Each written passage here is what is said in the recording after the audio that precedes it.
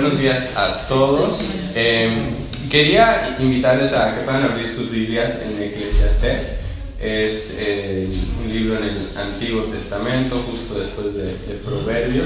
Y quería tomar un tiempo para explicar un poco de por qué vamos a hacer esta serie en Eclesiastés. Y para eso quería contarles una historia. Hace unos años hubo un funeral de un hombre ya mayor, anciano, y en el funeral se levantó una de las hijas de este señor a hablar un poco de su vida y recordar de su padre, ¿no?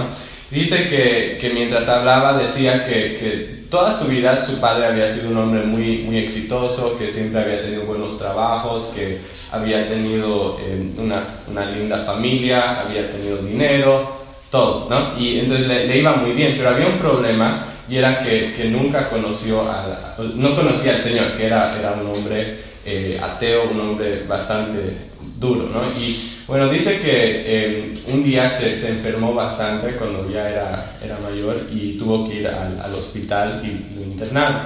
Y entonces una de esas noches él llamó a su hija y le pidió si podía ir al hospital a acompañar. Y entonces ella dijo, sí, voy, ¿no? Y en su mente pensaba, voy a ir, pero también voy a ir con mi Biblia y le voy a compartir la palabra, porque él necesita conocer al Señor.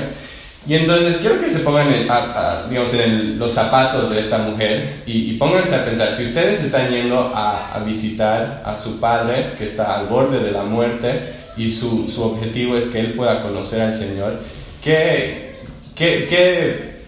pasaje de la Biblia leerías o qué porción bíblica, qué versículos llevarías para hablar con él?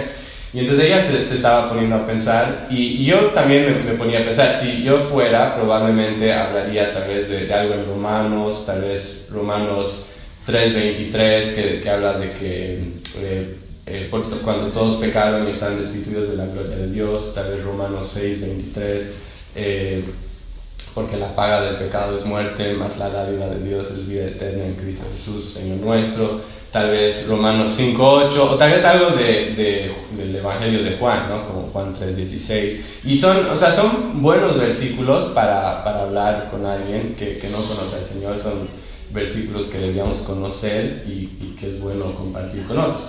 Pero fue muy interesante lo que ella decidió hacer. Ella decidió leer Eclesiastés. Y entonces fue ahí y empezó a leer desde el principio, ¿no? Versículo por versículo, capítulo por capítulo. Y dice que cuando estaban a la mitad de Eclesiastés 3, el hombre le hizo parar y dijo, necesito a Jesús en mi vida, ¿no? Y oró y entregó su vida al Señor, ¿no? Y es algo tan increíble como la misma palabra, simplemente leer la palabra, tiene ese poder en nuestras vidas, ¿no? Y es también el poder de este libro en particular, ¿no? Que Eclesiastés es un libro muy interesante porque tiene una forma muy particular de hablarnos de las cosas que realmente importan en la vida, ¿no? Y lo hace de una forma que puede ser entendida por personas creyentes, como también por personas que están en una búsqueda de verdad y que realmente no saben qué creer y no saben qué piensan de Dios, ¿no? Y entonces esa era parte de la razón por la que quería hablar de este libro, porque creo que sin importar dónde estemos digamos, espiritualmente, hay algo que vamos a aprender y algo que va a ser beneficioso para nosotros de este libro. El libro de Eclesiastés, antes de leer, fue escrito por el rey Salomón, y sabemos eso porque en el versículo 1 dice, palabras del predicador, hijo de David, rey en Jerusalén. Y básicamente si leemos, todo parece hablar de Salomón, ¿no? Es el personaje que mejor encaja en lo que está hablando. Y si se acuerdan, Salomón tuvo un comienzo muy bueno, ¿no? Era un hombre que empezó amando al Señor, era temeroso de Dios, quería gobernar con justicia, ¿no? Y una vez Dios le dio la oportunidad de pedir cualquier cosa que él quisiera. ¿Se acuerdan lo que pidió? Sabiduría, ¿no? Porque decía, reconocía su incapacidad de gobernar al pueblo y reconocía que él necesitaba del Señor, que él necesitaba la ayuda del Señor para poder hacer el trabajo que le había dado. Pero ¿se acuerdan qué pasa después? Con el tiempo, el corazón de Salomón se va corrompiendo, ¿no? Y él empieza a buscar satisfacción y placer en otras cosas fuera de Dios y termina alejándose y apartándose del Señor.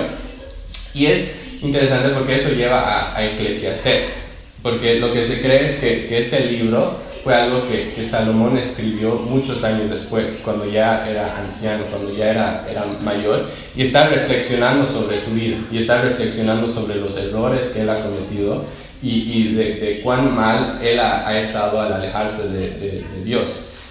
Por años él había estado buscando un propósito para su vida y satisfacción fuera de Dios, y lo que descubre es que al final es imposible encontrar satisfacción y significado fuera de Dios, que puedes ir a muchas cosas, pero que nada te va a llenar realmente, ¿no? Él descubre eso, ¿no? Y es importante escuchar lo que Salomón dice en este libro, porque creo que a veces nosotros podemos llegar a pensar que, o sea, hay ciertas cosas, ¿no? Que decimos, si yo tuviera esa cosa, sería feliz. Si yo tuviera esa cosa, mi vida sería diferente, ¿no? Si yo tuviera más dinero, todo estaría bien. Si yo tuviera ese trabajo, todo estaría bien. Si yo tuviera más éxito, más fama, si yo tuviera un mejor esposo, una mejor esposa, si hubiera esa cosa, todo cambiaría, ¿no? Y lo que es interesante es que Salomón básicamente dice, yo tuve todo y no era suficiente, ¿no? Y realmente él tiene autoridad para decir eso, ¿no? Si hay alguien en esta vida que tenía dinero, era Salomón. Si hay alguien que tenía sabiduría, era Salomón. Si había alguien que tenía muchas mujeres, era Salomón, ¿no? Cualquier cosa que puedas imaginar que alguien pudiera querer, él lo tenía y sin embargo no fue suficiente. Y es interesante porque cuando miramos el mundo a nuestro alrededor, básicamente la gente que lo tiene todo está diciendo lo mismo. Vemos a un Robin Williams, que diríamos, ese hombre tiene todo y se suicida, porque llega a tener todo y se da cuenta que no tiene nada, ¿no? Y entonces es para pensar, ¿no? Si esas personas que experimentaron eso no estaban llenos, ¿por qué nosotros pensamos que va a ser diferente para nosotros? Tenemos que realmente escuchar a esas personas y tomar sabiduría de lo que ellos nos dicen, ¿no? Y es como un padre, Salomón como un padre que nos está advirtiendo que no caigamos en el mismo error que él. Entonces, con eso en mente, quiero leer Eclesiastés 1 y voy a leer el capítulo entero. Dice, palabras del predicador, hijo de David, rey en Jerusalén. Vanidad de vanidades, dijo el predicador, vanidad de vanidades, todo es vanidad. ¿Qué provecho tiene el hombre de todo su trabajo con que se afana debajo del sol? Generación va y generación viene, mas la tierra permanece para siempre. Sale el sol, se pone el sol y se apresura a volver al lugar de donde se levanta. El viento tira hacia el sur y rodea el norte, va girando de continuo y a sus giros vuelve el viento de nuevo.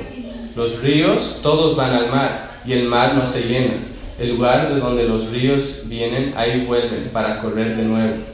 Todas las cosas son fatigosas, más de lo que el hombre puede expresar. Nunca se sacia el ojo de ver, ni el oído de oír. ¿Qué es lo que fue? Lo mismo que será. ¿Qué es lo que ha sido hecho? Lo mismo que se hará. Y nada hay nuevo debajo del sol. ¿Hay algo que se puede decir? He aquí esto es nuevo. Ya fue en los siglos que nos han precedido. No hay memoria de lo que precedió, ni tampoco de lo que sucederá habrá memoria en los que serán después. Yo, el predicador, fui rey sobre Israel en Jerusalén, y di mi corazón a inquirir y a buscar con sabiduría sobre todo lo que se hace debajo del cielo. Este penoso trabajo dio Dios a los hijos de los hombres, para que se ocupasen en él. Miré todas las obras que se hacen debajo del sol, y he aquí, todo ello es vanidad y aflicción de espíritu. Lo torcido no se puede enderezar, y lo incompleto no puede contarse.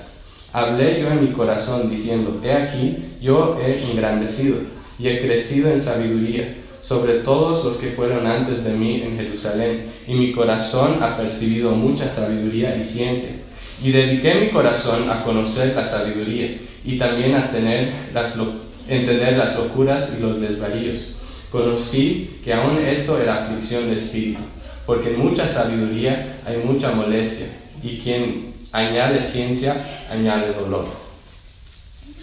Si yo pudiera resumir todo lo que Salomón dice aquí, es que básicamente la vida sin Dios es completamente hueca, vacía y sin sentido. Que la vida sin Dios es completamente hueca, vacía y sin sentido. Y quiero tomar un tiempo antes de que continuemos para orar y pedir que Dios realmente nos guíe en este tiempo.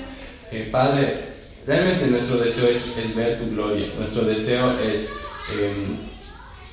verte más claramente. Señor, ayúdanos a avivar nuestros corazones, ayúdanos a ver lo que realmente importa en esta vida y trae convicción a nuestros corazones. En el nombre de Jesús. Amén. Entonces, Salomón hace esta afirmación, ¿no?, de la vida y básicamente empieza con una afirmación general. En el versículo 2 dice: vanidad de vanidades, dijo el predicador. Vanidad de vanidades, todo es vanidad. Ahora, cuando hablamos de vanidad, no estamos hablando de, como a veces se usa la palabra, de alguien que es orgulloso, que se cree superior a los demás.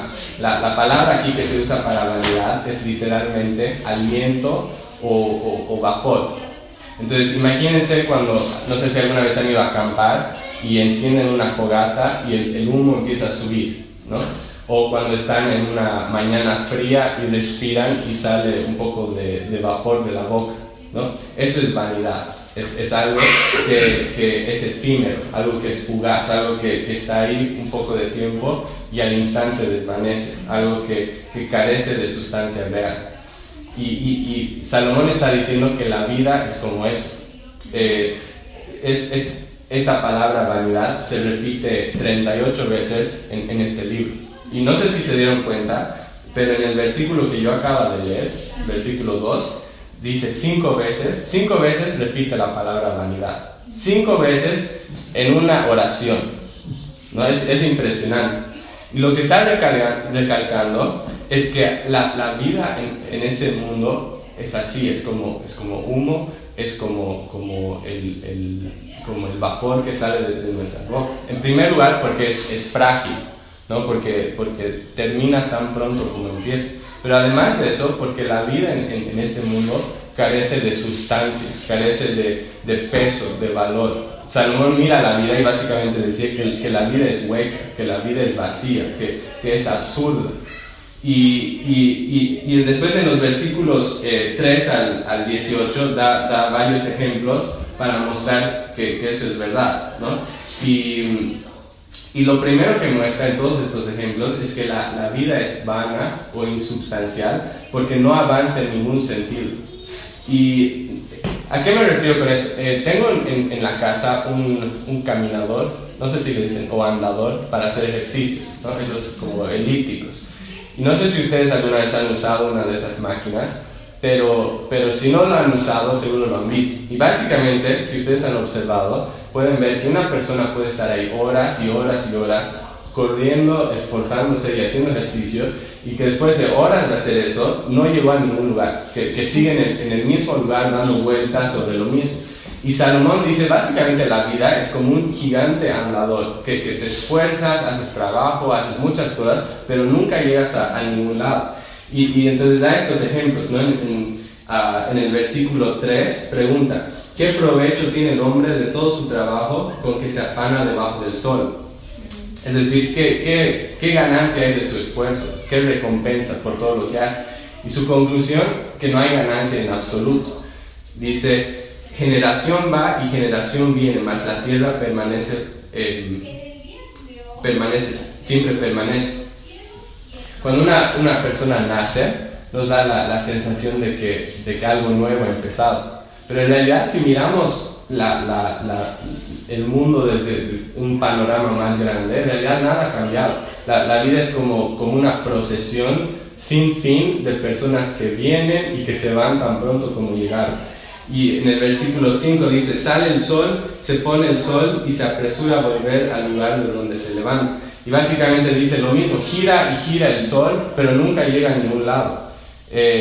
Lo mismo el viento, que da vueltas y vueltas, pero nunca logra nada. Y el agua que va a los mares, que sigue yendo, sigue avanzando, pero nunca hay ningún avance, no hay ningún progreso hacia un fin superior o digamos a algo mayor, ¿no? Está en constante movimiento y nunca logra nada. Y básicamente dice que la vida es como eso. Y me ponía a pensar, porque a veces Angie dice que cuando habla del trabajo en casa, dice el trabajo en la casa nunca termina, ¿no? Porque es como que pasas horas o un montón de tiempo limpiando el piso y de repente entra un niño con los pies mugres y todo queda deshecho como antes, ¿no? Entonces, ¿qué haces? Otra vez a limpiar, ¿no? Y logras algo momentáneamente, pero es algo que no dura por mucho, ¿no? Tal vez dura 5 minutos y otra vez está sucio y otra vez tienes que limpiar. Y es así, digamos, una frustración constante de que estás trabajando para hacer algo, pero no avanzas hacia ningún lado. Y vemos lo mismo en otras cosas, ¿no? En lavar los platos, en la ropa, en las cuentas, los emails, en cortar el cabello, cortar el pasto. Es algo que estás haciendo constantemente, pero nunca hay un avance hacia algo, ¿no? Y es como un ciclo interminable de esfuerzo, pero que no resulta en nada. Y tal vez, digamos, esas cosas pequeñas, o digamos, cuando pensamos en ciertas áreas de nuestras vidas, tal vez no nos molesta mucho. Pero lo que es grave es pensar que muchas veces esa misma frustración se traduce a los asuntos más significantes de la vida, ¿no? Por ejemplo, solo para darles un ejemplo, ¿no? Si miramos la profesión de la medicina, que sería una de las profesiones más nobles que podríamos imaginar, ¿no? ¿Qué haces cuando has pasado años y años estudiando medicina y has pagado un montón de dinero, has puesto un montón de esfuerzo, has estudiado libros, has sacrificado mucho para poder ser médico y tu deseo es salvar vidas, ¿no? Y te das cuenta, o sea, esa es tu intención, tal vez muy pura, pero llegas a ejercer y te das cuenta que en el mejor de los casos lo único que logras es prolongar lo inevitable, que es que todas las personas van a morir, ¿no? Y en realidad tú tal vez querías salvar vidas, pero no estás salvando vidas, solo estás prolongando muertes, ¿no? Y entonces es algo muy frustrante, ¿no? Porque estás haciendo algo con buena intención, pero si miras desde un plano grande, no hay un fruto permanente, ¿no? Y lo mismo, digamos, podemos pensar, es como que vas avanzando en una escalera laboral, llegas a tener cierta reputación, cierto conocimiento, pero algún día te jubilas de eso, ¿no? Y te hacen una fiesta y te dan un regalo, te agradecen por lo que hiciste y después sales del trabajo y al día siguiente hay alguien que te reemplaza y la vida continúa y hasta a veces pasamos al olvido, ¿no? Es lo que Salomón dice acá. Entonces, no sé si te pasa a ti, pero puede causar un fuerte sinsabor, ¿no? O sea, es algo que miras la vida desde ese punto de vista y puede ser súper deprimente, ¿no? Y te preguntas, o sea, son preguntas muy fuertes, y por eso en el versículo 8 al 11 empieza a lamentar sobre la vida, ¿no? Dice que la vida es como una fatiga que nada satisface, que por más que logres algo que parece un cambio, en realidad no hay ningún cambio de que sea sustancial. Todo es vano, ¿no? Y finalmente todos pasamos al olvido. Entonces todo eso es su primer punto, ¿no? De demostrar que la vida es vana, porque por más que hagas muchas cosas, no avanzas hacia nada. Y después da un segundo argumento y dice que la vida es vana o insubstancial porque nunca hay una solución a este problema. O sea, este mundo no te puede dar una solución a ese problema. Como dijimos antes, Salomón empezó a ir a diferentes lugares, ¿no? Buscar propósito y satisfacción en diferentes lugares. Y lo que descubre es que nada de eso puede realmente dar satisfacción, nada de eso puede traer propósito a su vida. Y en los versículos, y vamos a, las siguientes semanas vamos a ir viendo algunas de esas búsquedas que él tuvo. Pero acá vamos a ver la primera búsqueda, que fue en el conocimiento, la sabiduría. Y dice, nuevamente del versículo 12, yo, el predicador, fui rey sobre Israel en Jerusalén, y di mi corazón a inquirir y a buscar con sabiduría sobre todo lo que se hace debajo del cielo. En este penoso trabajo dio Dios a los hijos de los hombres para que se ocupen en él. Miré todas las obras que se hacen debajo del sol, y he aquí, todo ello es vanidad y aflicción de espíritu. Lo torcido no se puede enderezar, lo incompleto no puede contarse. Hablé yo en mi corazón diciendo, he aquí, yo me he engrandecido y he crecido en sabiduría. Todos los que fueron antes de mí en Jerusalén, y mi corazón ha percibido mucha sabiduría y ciencia, y dediqué mi corazón a conocer la sabiduría y también a entender las locuras y los desvaríos. Conocí que aún eso era aflicción de espíritu, porque en la mucha sabiduría hay mucha modestia, y quien añade ciencia añade dolor. Es muy fuerte. Y básicamente dice, yo pensaba que en la sabiduría iba a encontrar una solución, pero no hubo nada. Y lo único que me dio la sabiduría es hacerme ver que todo es vano, porque no logra nada, y que además de eso, que no hay ninguna solución a este problema en el mundo, ¿no? Y entonces empiezas a leer esto y es bien deprimente, ¿no? Y te pones a pensar, bueno, ¿y qué hacemos con todo esto? ¿No? Porque no solo es el problema de Salomón, es mi problema también, porque todo lo que él dice de su vida es verdad de mi vida. ¿Cómo toleramos vivir una existencia tan miserable, sabiendo que nada importa, que nada lleva a ningún lado? ¿Qué hacemos? ¿Lo ignoro o me quedo en casa diciendo, bueno, entonces no tiene propósito nada, no tiene sentido ir a estudiar, no tiene sentido ir a la universidad, no tiene sentido ir a trabajar, no tiene sentido nada, porque igual todo va a acabar mal? ¿Qué hacemos con todo esto? Y es acá donde quiero terminar lo que queda de este mensaje, mirando un poco a la esperanza que hay dentro de todo lo que Salomón está diciendo acá. Me acuerdo que cuando yo era menor, cuando era adolescente, leía Eclesiastés y me encantaba, pero al mismo tiempo me confundía, porque decía, Eclesiastés parece tener una perspectiva tan deprimente de la vida, y es bien diferente al resto de la Biblia, que parece tener una perspectiva mucho más feliz o digamos con mucha más esperanza, ¿no? Y me ponía a pensar, ¿por qué hay esa diferencia? ¿Cómo unimos esas dos verdades? Y para responder esa pregunta, quiero volver a una frase que he saltado hasta ahora, que lo encontramos en el versículo 3, pero que se repite muchas veces en este libro. Y lo voy a leer nuevamente. Dice, ¿qué provecho tiene el hombre de todo su trabajo con que se afana? ¿Dónde? Debajo del sol, ¿no? Esa frase, debajo del sol, se repite 30 veces en este libro. Y básicamente cuando hablamos de debajo del sol, nos referimos a la vida en esta tierra, ¿no? A la vida desde la perspectiva humana, a la vida sin digamos, tomar en cuenta a Dios. Y hasta ahora ha dicho que la vida es vana, que la vida es hueca, que la vida es sin sentido. Y eso es cierto en cierto sentido, es verdad, ¿no? Pero al mismo tiempo no es el cuadro completo, ¿no? Porque solo está mirando la vida como la vemos debajo del sol, ¿no?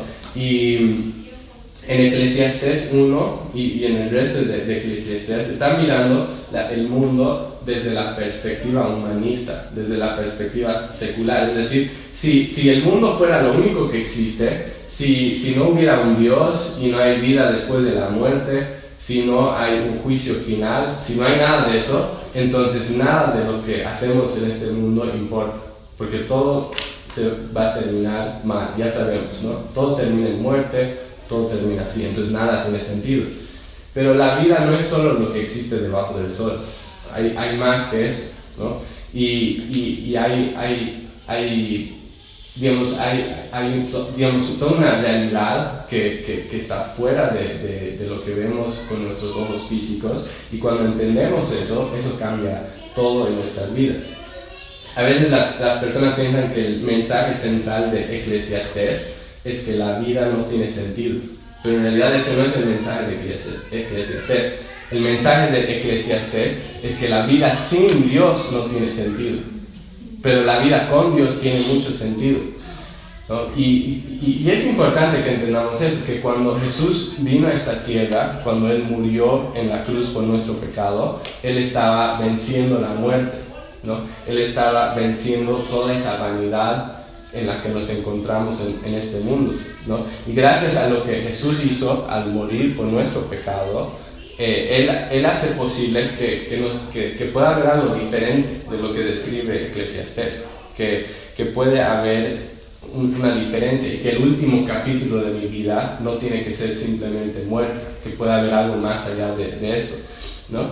Y entonces quería terminar haciendo dos aplicaciones a todo lo que hemos hablado aquí en Eclesiastés. La primera es que pensando, para dos aplicaciones para dos diferentes tipos de personas, ¿okay? La primera aplicación es si yo no tengo a Jesús en mi vida, si Jesús no es mi Salvador, entonces Eclesiastés me está llamando a realmente reconocer mi necesidad de Cristo, reconocer mi necesidad de mi Salvador y entregar mi vida a Él y hacerlo de una vez. ¿Por qué? Porque sin importar lo que yo tenga en esta vida, sin importar lo que yo logre, lo que encuentre, nada de eso me va a satisfacer, de verdad. Puede hacerlo por un momento, pero no lo va a hacer por mucho tiempo, ¿no? Y además de eso, que aun si encontrara algo en esta vida que me llena de propósito y me hace sentir feliz, siempre en esta vida sobre mí está la sombra de la muerte, ¿no? Y yo sé que algún rato va a llegar la muerte, está ahí, está a punto de llegar, y el momento que llegue, todo lo que yo amo va a ser arrebatado de mis manos, ¿no? Y entonces es algo que, digamos, aun si encuentro algo que me trae satisfacción, va a haber una amargura constante en mi vida y digamos, ese terror a la muerte, ¿no? Pero Cristo ha vencido eso, ¿no? Él es la resurrección y la vida, y por eso necesitamos realmente correr a Cristo, si no lo hemos hecho hasta ahora. Y ahora la otra aplicación es digamos, si ya hemos venido a Cristo, ya hemos aceptado a Cristo como nuestro Salvador y confiado en Él como nuestro Salvador, entonces hay una aplicación en el sentido de preguntarnos, ¿cómo estoy viviendo en este momento? ¿Estoy viviendo realmente con esa perspectiva eterna? Si miro mi vida, ¿en qué estoy invirtiendo mi tiempo y mis energías? O cuando miro mi vida, ¿cuánto de lo que yo estoy haciendo realmente va a importar de aquí a 200 años? ¿No? Y si miro mi vida y toda mi vida se trata del aquí, de ahora, y de cosas que no importan, de cosas insignificantes, entonces estamos desperdiciando nuestro tiempo que Dios nos ha dado y estamos desperdiciando nuestras vidas, ¿no?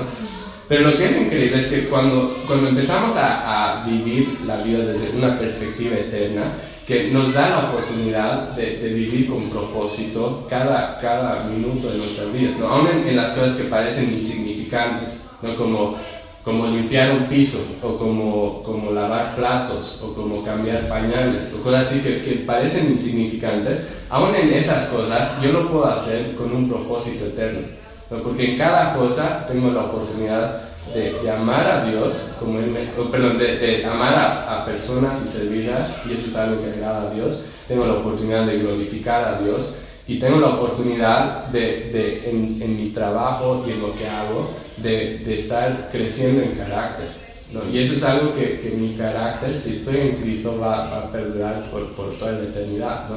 Entonces, son cosas que quiero que podamos realmente pensar en nuestras vidas, ¿no? Y pensar en cómo estamos viviendo, ¿no? Si estamos realmente viviendo a la luz de lo que hemos hablado aquí. Quiero leer en 1 Corintios 10, 31. Dice: si pues coméis o bebéis o hacéis otra cosa, hacedlo todo para la gloria de Dios. Y fue muy interesante cuando hace unos años, o bueno, hace mucho tiempo, cuando vivía Rockefeller, un hombre muy rico, y le preguntaron, bueno, él murió y había acumulado una fortuna impresionante, y alguien tenía la curiosidad, ¿no?, de saber cuánto dinero había dejado, o sea, cuánta fortuna había acumulado y cuánto había dejado. Entonces fue y le dijo, ¿cuánto dejó atrás Rockefeller? Y fue muy interesante lo que el hombre le dijo. Le dijo, dejó todo lo que tenía, no se llevó nada, ¿no? Y entonces es algo que quiero que pensemos, ¿no? Cuando yo me vaya de aquí, ¿qué va a quedar, ¿no? Y realmente vivir nuestras vidas a la luz de esa realidad. Les invito a que podamos terminar orando y simplemente pasen unos minutos en silencio preguntando a Dios, Señor, ¿qué es lo que tú me estás diciendo? ¿Qué quieres que yo haga en respuesta a esto? ¿Hay algo que yo necesito hacer? ¿Algún cambio que tengo que hacer? ¿Algún pecado del cual necesito arrepentirme? Estoy viviendo mi vida para algo que me importa. Estoy viviendo lejos de ti. Estoy buscando satisfacción en algo donde no lo voy a encontrar. Pasa un tiempo hablando al Señor.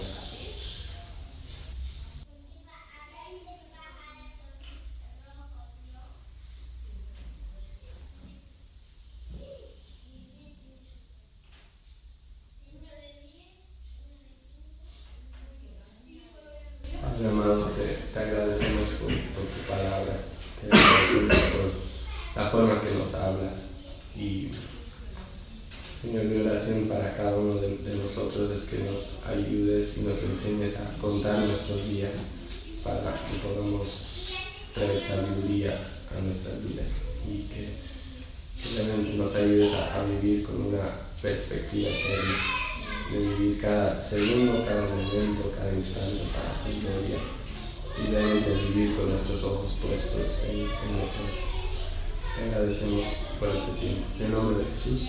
Amén.